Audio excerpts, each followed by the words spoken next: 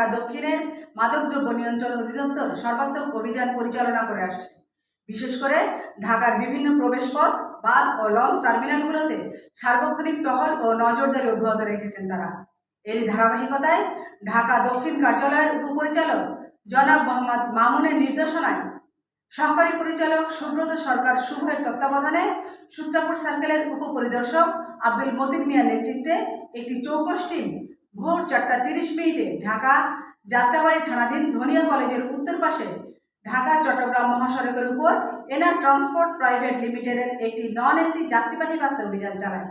এ সময় যাত্রী বেশে কক্সবাজার থেকে আসা 4 জনকে 5,435 পিস ইয়াবা সহ গ্রেপ্তার করতে সমর্থ হন তারা।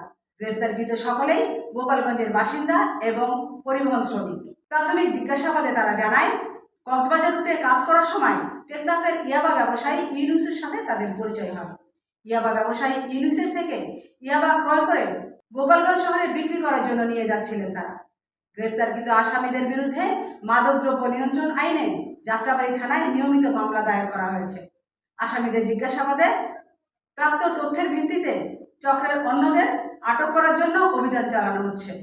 আমেনা ইসলাম, ডেস্ক রিপোর্ট, আজকের সংবাদ।